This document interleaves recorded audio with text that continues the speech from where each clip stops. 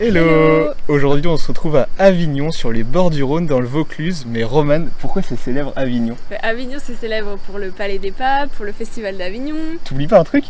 aussi pour le pont d'Avignon, bien sûr. Ouais, donc on va te montrer les incontournables à Avignon lors de cette balade. Et aussi, on va en profiter pour aller explorer les petits coins méconnus d'Avignon. Ouais, C'est parti. Salut, nous c'est Romane et Alexandre. Bienvenue sur notre chaîne YouTube, Le Temps d'un Week-end. Ici, tu trouveras des bons plans, des anecdotes et des histoires insolites pour découvrir notre beau pays autrement. Installé depuis peu dans le sud de la France, on t'invite à rejoindre notre aventure sans plus tarder. Bonne vidéo! On se retrouve dans le Jardin des Dons, qui est juste à côté du Palais des Papes. Et ce qui est vraiment super dans ce jardin, c'est qu'il y a un rocher.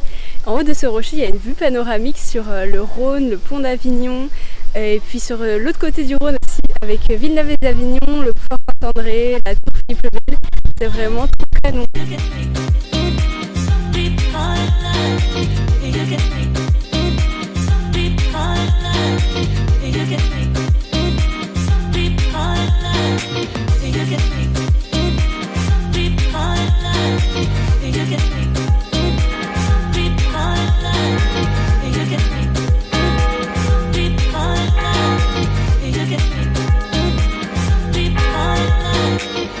Juste avant de te rendre au Palais des Papes, on t'invite à passer par la rue de la Pérollerie. C'est une rue qui est construite à travers la roche et le Palais des Papes en fait est juste au-dessus. C'est super impressionnant, t'as l'impression de traverser le temps. Le Palais des Papes domine la cité fortifiée d'Avignon depuis le XIVe siècle. C'était un symbole de puissance pour la papauté de l'époque. 9 papes se sont succédés à Avignon, lui donnant ainsi le surnom de Cité des Papes.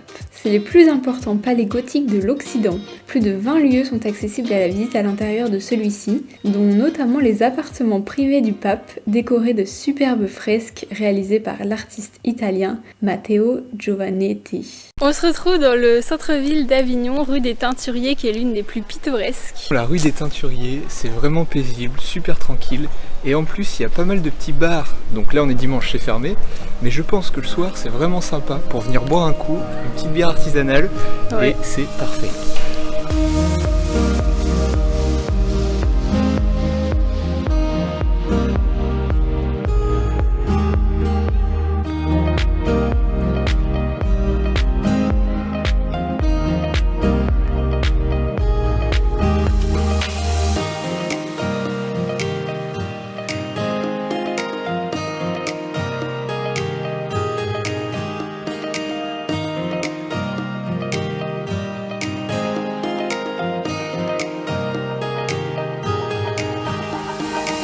Sur le pont d'Avignon, on y danse sur le pont d'Avignon, on y danse tous en rond.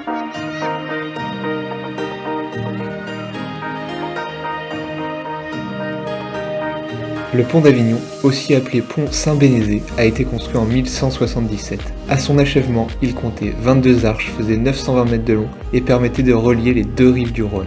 Pendant longtemps, il était le seul pont sur lequel on pouvait traverser le Rhône entre Lyon et la mer Méditerranée. Petite anecdote qui nous a fait sourire, il était tellement étroit que les marchandises devaient passer par barque, un bon moyen donc de contrôler le trafic et de prélever des droits de péage. Et pas sûr qu'à l'époque le passe télépéage était présent. Au fil du temps, et à cause des crues du Rhône, le pont a été sévèrement endommagé. La crue de 1669 lui a d'ailleurs été fatale. Aujourd'hui, il ne reste que 4 arches sur les 22 initiales, et l'on peut y danser pour 5 €. Mais pour avoir un meilleur aperçu du pont, on te conseille de prendre la navette fluviale gratuite qui te déposera sur l'île de la Barthélas, juste en face.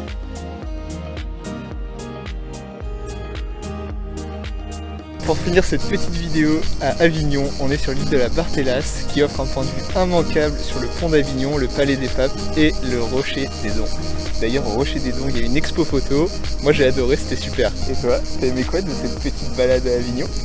Moi j'ai adoré aussi le Rocher des Dons parce qu'il y a vraiment une vue panoramique. Après j'ai bien aimé les halles, super pour découvrir les produits locaux, la balade dans la vieille ville c'était top.